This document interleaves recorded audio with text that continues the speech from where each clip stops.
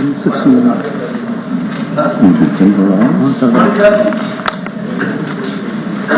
am to announce to the House that I have received the following message from the Honorable Speaker of Andhra Pradesh Legislative Assembly. In accordance with Rule 123 of Rule of Procedure of Conduct of the Business in the Andhra Pradesh Legislative Assembly, I transmit a copy each of the following bills as passed by the Legislative Assembly on 19th August 2026 and signed by me. The Andhra Pradesh Omnibus Special of Doing Business Bill 2026, LA Bill number 21 of 2026.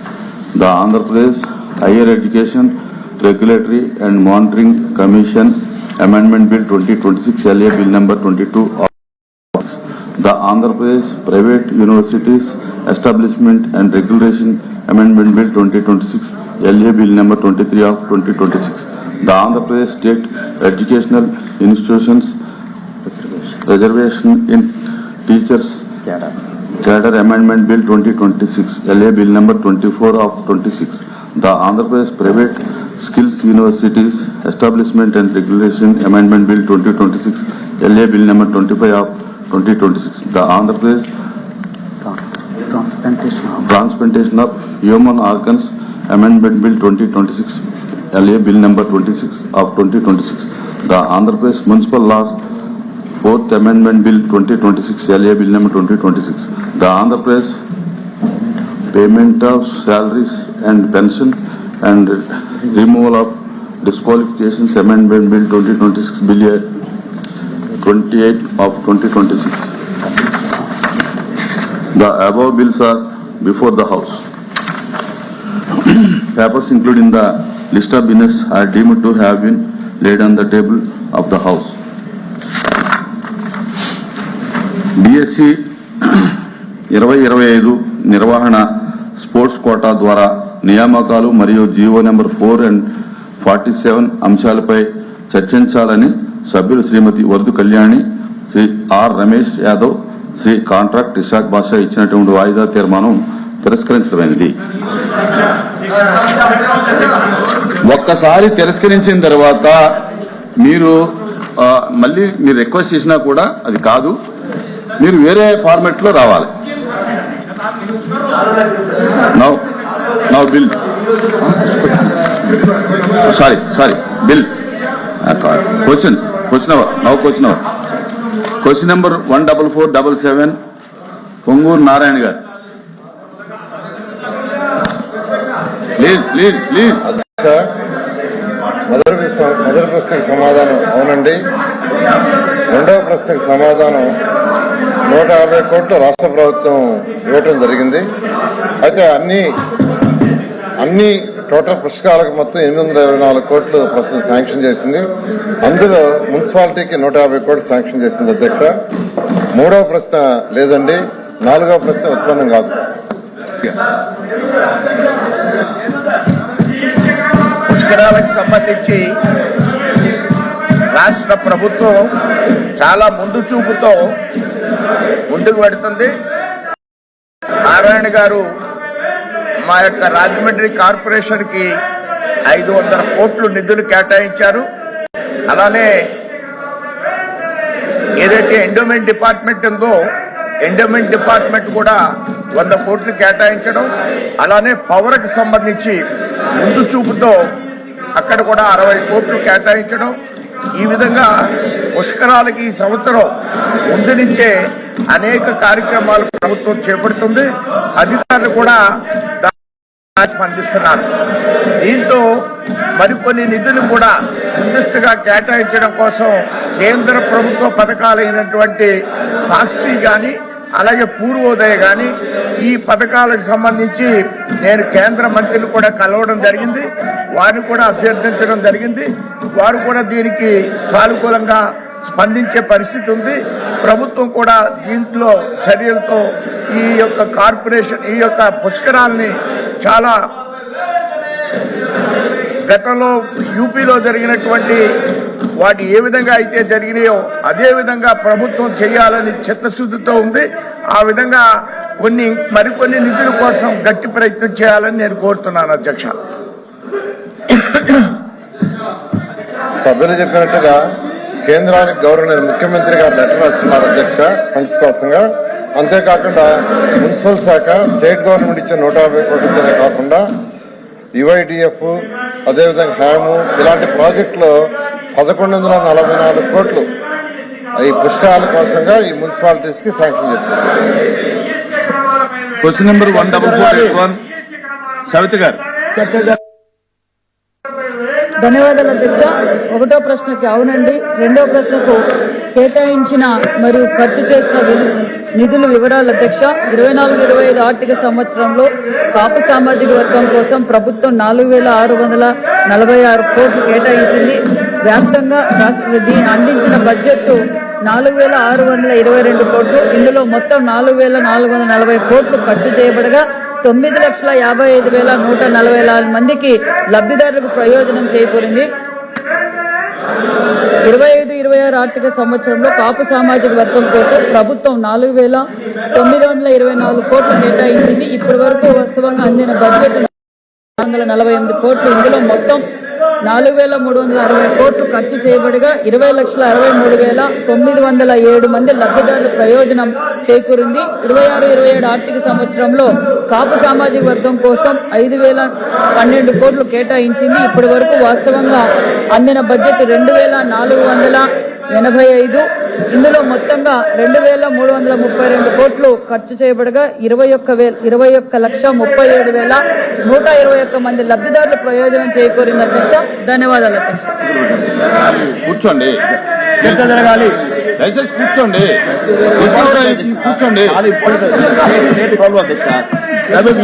మాట్లాడడానికి number 14469 అధ్యక్ష, మొదటి ప్రశ్నకి సమాధానం 2022-23 నుంచి 2026-27 వరకు విద్యా హక్కు చట్టం కింద ప్రైవేట్ అన్ఎయిడెడ్ పాఠశాలల్లో ప్రవేశం పొందిన విద్యార్థుల సంఖ్య 104,046 మంది. ఆ వివరాలు అనుబంధం 1లో పొందుపరచడం జరిగింది. రెండో ప్రశ్నకి సమాధానం 12(1)(c) సెక్షన్ కింద ప్రైవేట్ ప్రాథమిక కింద ప్రవేశపెట్టిన ఆన్లైన్ ప్రక్రియ ద్వారా అందించడమైనది. ఆ వివరాలని ఎనెక్సర్ 2లో పొందుపరచడం జరిగింది. మూడో ప్రశ్నకి సమాధానం 12(1)(c) సెక్షన్ ని సమర్థవంతంగా అమలు చేయడానికి ప్రభుత్వం తీసుకున్న చర్యలు అనుబంధం 3లో పొందుపరచడం జరిగింది. అధ్యక్ష, అవకాశం ఇచ్చినందుకు కృతజ్ఞతలు అధ్యక్ష. మంత్రివర్యులు సమాధానం అన్ని చెప్పినప్పుడు ఒకసారి సభ కొంచెం వినేటట్టుంటే బాగుంటుంది. అయితే విద్య అనేది అందరికీ ఉపయోగకరమైనది. మన పిల్లల భవిష్యత్తు గురించి మనం మాట్లాడుకునేటప్పుడు ఈ విద్య హక్కు చట్టం కింద మంత్రి గారు చెప్పినట్టు ఎన్ని విద్యా సంస్థల్లోని ఇది ఇంప్లిమెంట్ అవుతుంది అనే దాని గురించి ఒకసారి చెప్పమని అడుగుతున్నాం అధ్యక్ష. అలాగే గ్రామీణ పట్టణ ప్రాంతాలలో పేద కుటుంబాలకు ఉచిత సీట్లు పై ఒకవేళ అవగాహన ఏదైనా కల్పిస్తున్నారా అన్న దాని గురించి కూడా మంత్రివర్యుల్ని ఒకసారి అడుగుతున్నాం అధ్యక్ష. ప్రతి జిల్లాలోని ఏదైతే విద్యా అధికారి ప్రజల దగ్గరికి వెళ్లి వాళ్ళ కుటుంబాల దగ్గరికి వెళ్లి చెప్తున్నారా లేదా అనేది అవగాహన అనేది కల్పిస్తున్నారా లేదా అనేది మంత్రి గారిని కోరడం జరుగుతుంది అధ్యక్ష.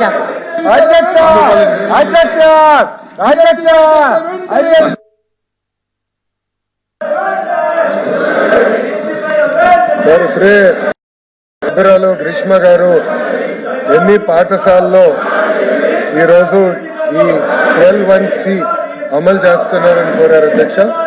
ఆ వివరాలు రెడీగా నా దగ్గర లేదు. నేను గౌరవ సభ్యురాలకి ఆ వివరాలు పంపిస్తానని హామీ ఇస్తున్నా అధ్యక్ష. అంతేకాకుండా ప్రజాప్రభుత్వ అధికారంలోకి వచ్చిన తర్వాత మీరు చూస్తే విద్యార్థుల సంఖ్య అనేది పెరుగుతాం జరుగుతుంది. గతంలో మీరు చూస్తే 22-23లో కేవలం 2,203 మంది విద్యార్థులు ఉండేవారు. అదే ప్రజాప్రభుత్వ అధికారంలోకి వచ్చిన తర్వాత తొలి సంవత్సరంలోనే సుమారుగా 29,000 మంది విద్యార్థులకు ఇచ్చాం.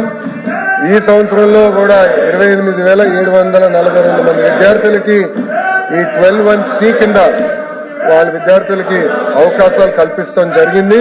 దీంతో అర్థం ఏంటంటే అవగాహన పెరిగింది సమాజంలో. అధికారులు కూడా దీని పెద్ద ఎత్తున ప్రచారం కూడా చేస్తాం జరిగింది. ఎన్ని పాఠశాలలు ఇస్తామనే వివరాలు అదే రెడీగా లేదు అధ్యక్ష. ఆ ప్రశ్న అడగలేదు కనుక నేను ఆ సమాధానం చెప్పలేకపోతున్నాను. వివరాలు కనుక్కొని గౌరవ సభ్యురాలకి తెలియజేస్తాను అధ్యక్ష. కూర్చోండి.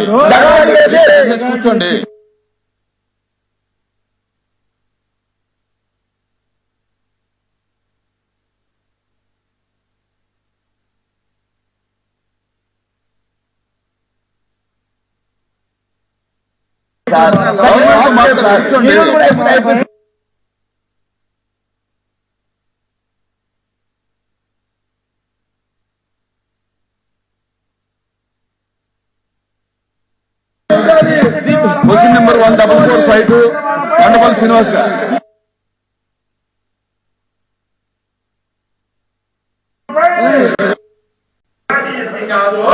మొదటి ప్రశ్నకు సమాధానం అవునండి. రెండవ ప్రశ్న సమాధానం 2024 జూన్ నుండి ఇప్పటి వరకు ఆంధ్రప్రదేశ్లోని గ్రామీణ మహిళలకు 1,28,576.69 కోట్ల మొత్తాన్ని లబ్ధి పొందమైనది.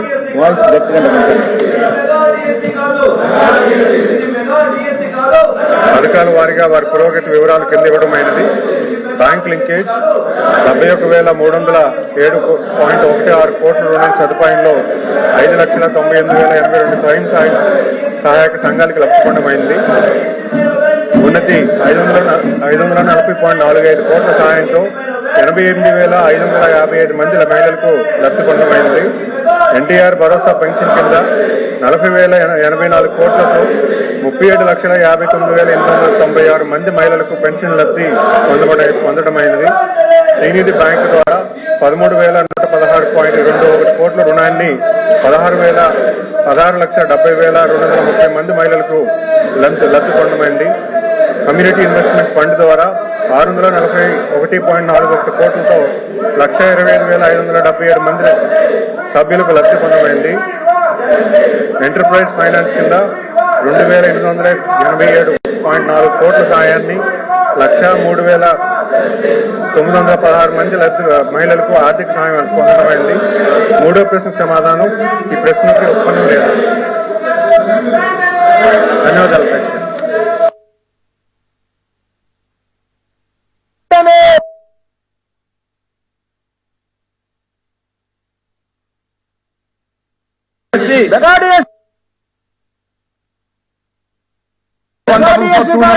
నిమ్మల రామారెడ్డి గారు.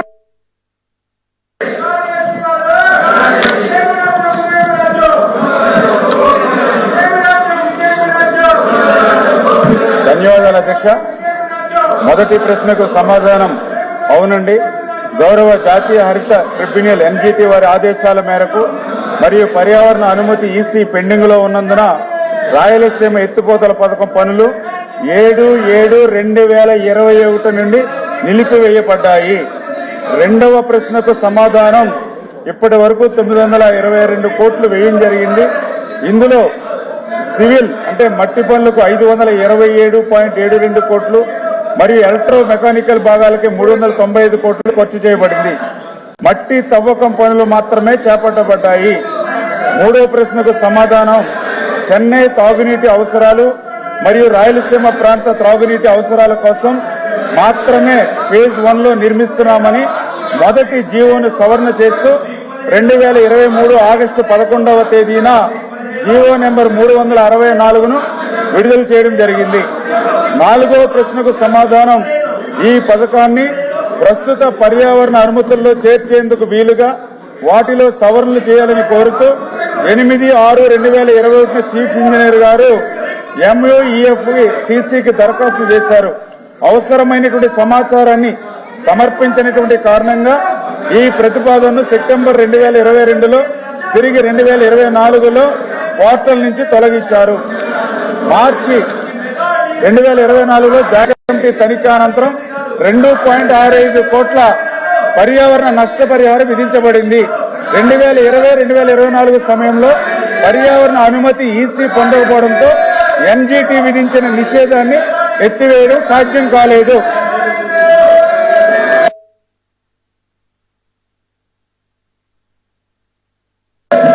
రాయలసీమ ప్రాంత సాగునీరు మరియు త్రాగునీటి కోసం అని చెప్పి రాయలసీమ ఎత్తిపోతల పథకాన్ని ప్రారంభించామని చెప్పి గత పాలకులు చెప్పడం అధ్యక్ష 3,800 కోట్ల రూపాయల ఖర్చుతో 2020 సంవత్సరంలో రాయలసీమ ఎత్తిపోతల పథకాన్ని ప్రారంభిస్తే ఎలాంటి అనుమతులు తీసుకోకుండా పర్యావరణ అనుమతులు గాని కేంద్ర జలవనరుల సంఘ అనుమతులు గాని తీసుకోకుండా పనులు ప్రారంభించడం జరిగింది అధ్యక్ష. పనులు ప్రారంభించిన 3-4 నెలల్లోనే 2020 అక్టోబర్ నెలలోనే గ్రీన్ ట్రిబ్యునల్ స్టే ఇవ్వడం జరిగింది అధ్యక్ష. అప్పటి ప్రభుత్వానికి కావలసిన తెలంగాణ రాష్ట్ర ప్రభుత్వానికి సంబంధించి టీఆర్ఎస్ కార్యకర్త శ్రీనివాసులు అనే ఒక టీఆర్ఎస్ కార్యకర్త ఈ ఎన్జీటీకి అప్లై చేసుకున్నప్పుడు ఫిర్యాదు చేసినప్పుడు ఇవ్వడం జరిగింది అధ్యక్ష. కానీ అప్పటి ప్రభుత్వం రాయలసీమ ప్రాంతమైన ఏమాత్రం కూడా ప్రేమ లేకోకుండా నిజంగా రాయలసీమ ప్రాంతమైన నిజమైన ప్రేమ ఉండింటే ఎన్జీటీలో ఆ స్టే ఎత్తివేసేదానికి కనీసం ఆ ప్రభుత్వం దిగిపోయేటంత వరకు కూడా కనీసం ఒక పేపర్ కూడా పంపలేదు అధ్యక్ష.